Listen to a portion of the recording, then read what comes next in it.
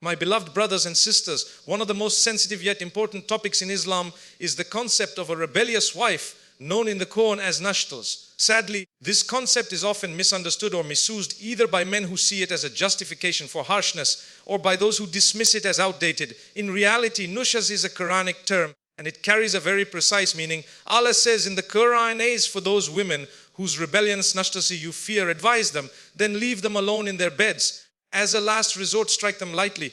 But if they obey you, then seek nothing against them. Indeed, Allah is most high, all great. So Surah and Nis 4 and 3/4. Now, what exactly is nushuz? It does not mean a wife who simply disagrees with her husband, nor does it mean she has her own opinion. Islam values dialogue, respect, and partnership in marriage. Nushuz means a wife who deliberately and consistently rejects her marital responsibilities, undermines her husband's role, or acts in ways that destroy the peace and harmony of the home. The Arabic root of the word nushuz means to rise up or elevate in defiance. So when used in the Quran, describes a situation where a wife is not only failing in her duties, but also adopting a rebellious and destructive attitude, one that threatens the stability of the family. For example, neglecting her prayers, deliberately being unfaithful, disrespecting her husband in public, refusing intimacy without valid reasons, or persistently disobeying him in what is permissible. These are not small disagreements, they are serious breaches of the marital covenant. But here is where the wisdom of Islam shines. Allah did not leave men free to act however they wish in such situations. He outlined a clear step-by-step process that is meant to restore peace, not cause oppression. The first step is gentle advice and reminder. A husband should sit with his wife, speak kindly, remind her of her duties before Allah, and try to solve matters with compassion. The Prophet himself said, "The best of you are those who are best to their wives."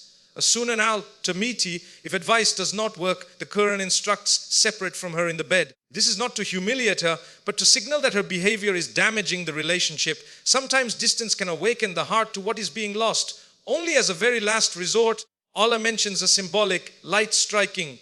But the Prophet explained in his Sunnah that this should never be harsh, never cause harm, never leave marks, and never be out of anger or revenge.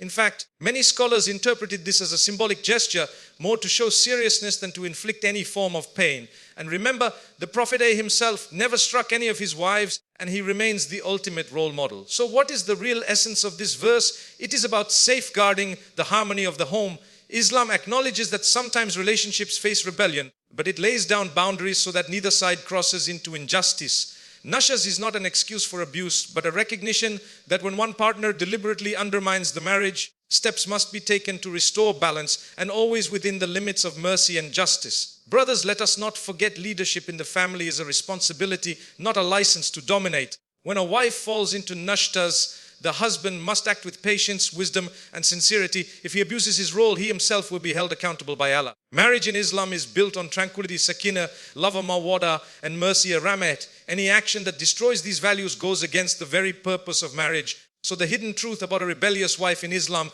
is this: nushuz is not about silencing women, nor about controlling them unjustly. It is a reminder that when rebellion occurs, threatens the harmony of the family, and Islam provides a structured, just and compassionate process to bring the family back to peace.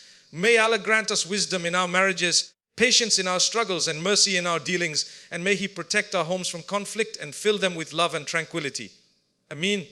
My beloved brothers and sisters, when we speak about the matter of marital challenges, particularly the concept of nushuz or rebellion within marriage, we must return to the words of Allah in the Quran. What is remarkable is that Allah in His infinite wisdom did not leave us to handle such sensitive issues based on culture, emotion, or personal anger.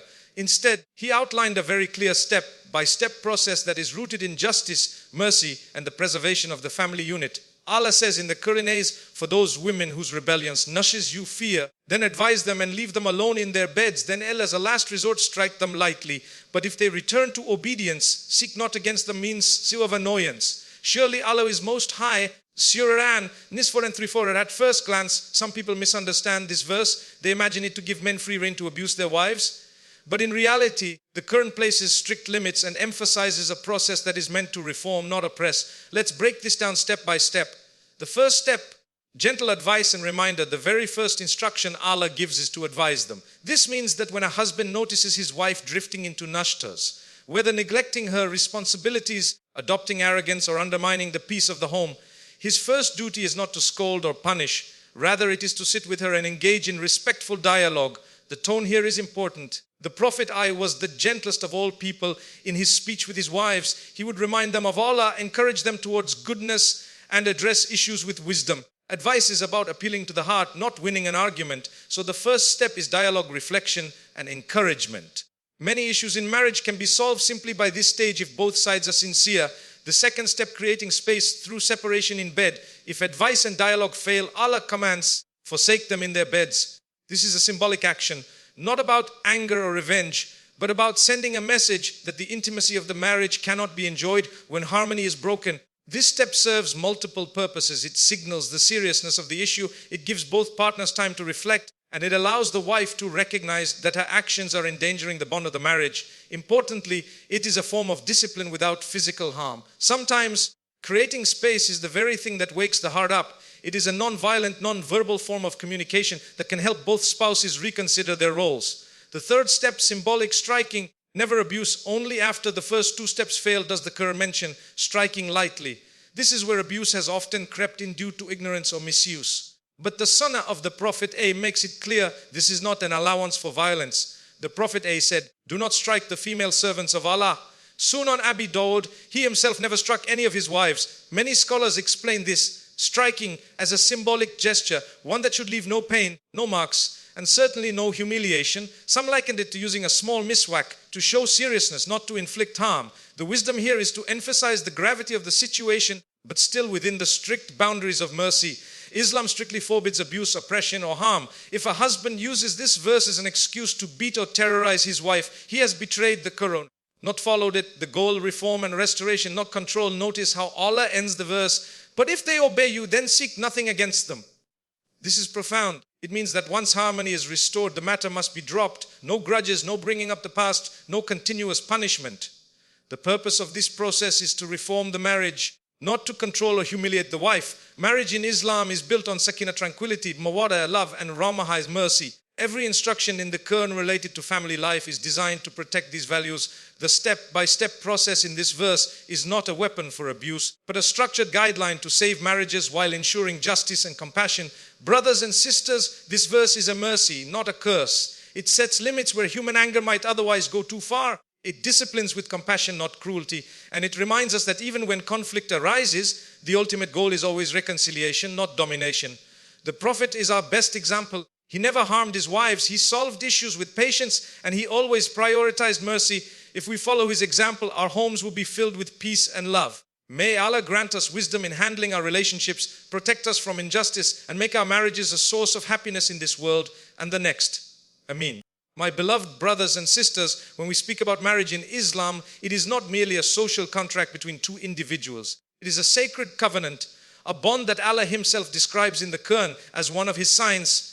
And among his signs is that he created for you spouses from among yourselves, that you may find tranquility in them, and he placed between you affection and mercy. Indeed, in that are signs for people who reflect. So Surah Al-Rum 21, this verse teaches us that at the heart of every successful marriage must be justice, patience, and mercy. Without these three qualities, even if a couple stays together outwardly, the true harmony and blessing of marriage is lost. Justice, the foundation of trust and fairness. Justice is one of the most emphasized qualities in Islam. Allah commands justice in every matter, whether dealing with a stranger, an enemy, or especially a spouse. A marriage without justice is like a building without a foundation. It will collapse sooner or later. Justice in marriage means that a husband fulfills the rights of his wife, providing for her, protecting her, respecting her, and treating her with fairness. The Prophet said, "The best of you are the best to their families, and I am the best among you to my family." So Sunan al-Tirmidhi, this hadith highlights that true greatness is not in how we deal with the outside world, but in how we behave behind closed doors with our spouses. Justice also means a wife recognizing her husband's rights, respecting him, and fulfilling her role with sincerity. But justice is not about domination. It is about fairness, balance, and recognizing that both husband and wife are servants of Allah before anything else. If a husband or wife oppresses the other, they are betraying not only their spouse, but also their covenant with Allah.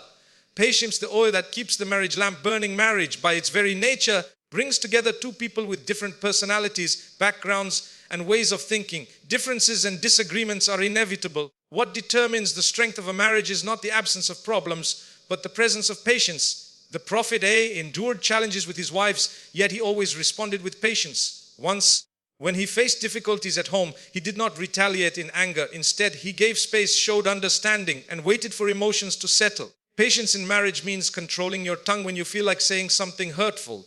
It means not rushing to anger, not allowing temporary frustrations to destroy permanent bonds.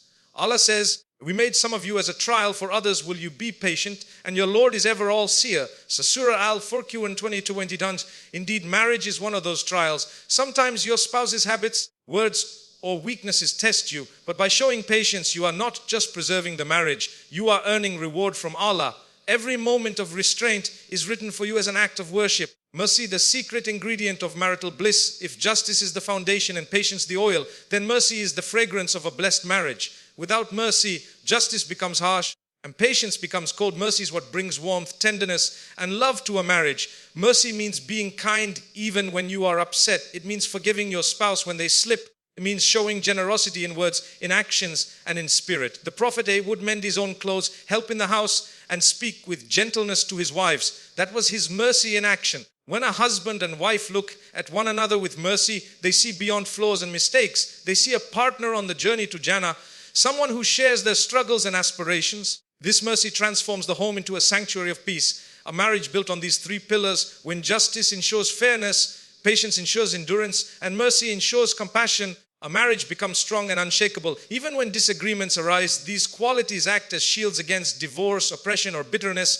Without justice, oppression enters. Without patience, anger dominates. Without mercy, the marriage becomes lifeless. But when all three are present, Allah's barakah, blessing, fills the home. Brothers and sisters, marriage is not about winning arguments or asserting control. It is about living together in a way that pleases Allah. It is about realizing that every act of kindness to your spouse is an act of worship. Every moment of patience is rewarded, and every ounce of mercy is recorded by the angels. The Prophet was the best husband, not because he never faced challenges, but because he handled them with justice, patience, and mercy.